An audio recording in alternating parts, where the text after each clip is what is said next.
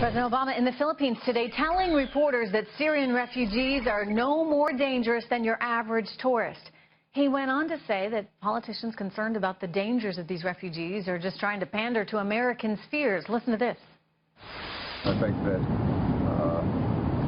there is just a very strong tendency for us to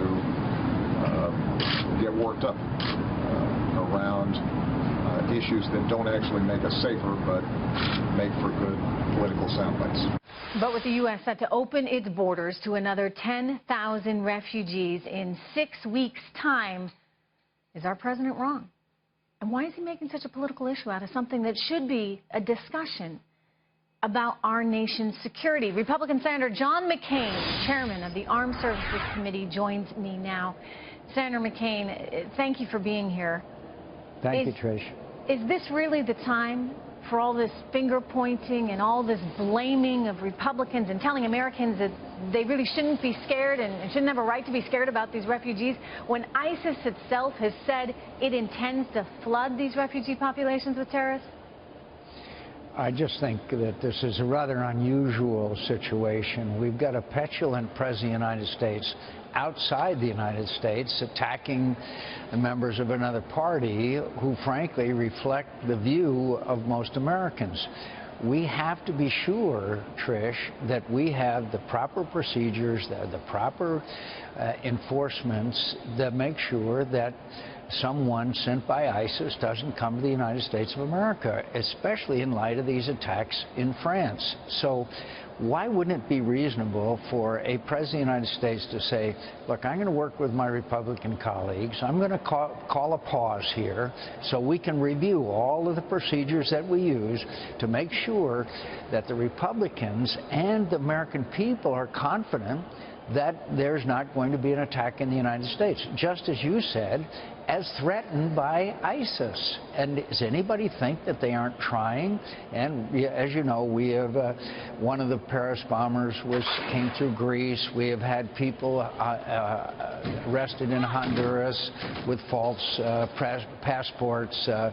So there is a threat. We need to pause. We need to show the American people that we can prevent an attack on the United States. And why he would get so near hysterical about that is beyond me. I don't think you're asking for a lot. I think that it's a fair ask. You've got 30 governors that say we don't want these refugees, at least not yet, not until we can properly vet them.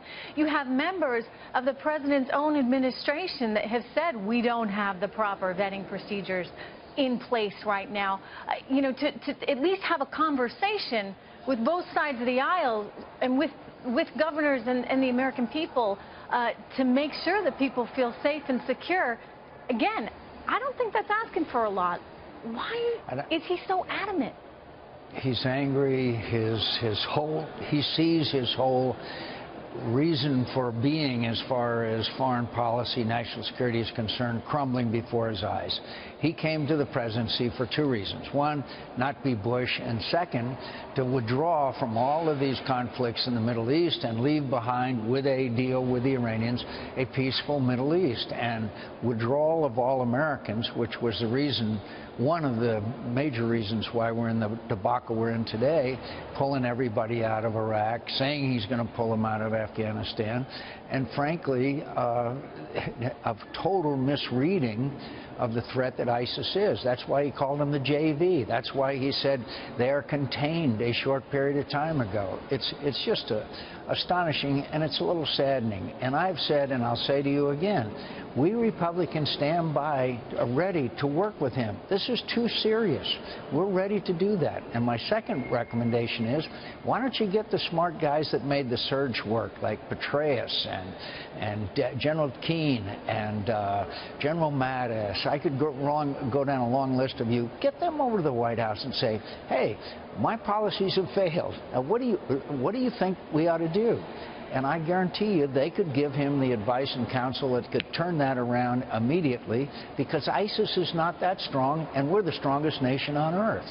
Senator, he just doesn't want to hear it? I mean, back to your point about he had a certain prescription for all this, an ideology himself that he could create peace with the Middle East, and he just doesn't want to let that go despite the reality of the world we now have? Well, I'm not into character examination, but I think it's also, frankly, a matter of ego. He doesn't want to admit that all of these policies of his have failed, particularly in light of the fact, I'll be honest with you, Lindsey Graham and I predicted all of these events. Now, we didn't predict a specific attack on Paris, but we did predict that once ISIS solidified its position, it was clearly going to carry out what Baghdadi and ISIS have stated are their ambitions. By the way, their latest ambition, of course, attack the United States, Washington, D.C., and New York City. Now, Trish, here's what we need to do. We need to establish a no-fly zone, which today even Hillary Clinton came out for, a place where refugees can congregate, a place where they can be protected from Bashar Assad's barrel bombing, train and equip there.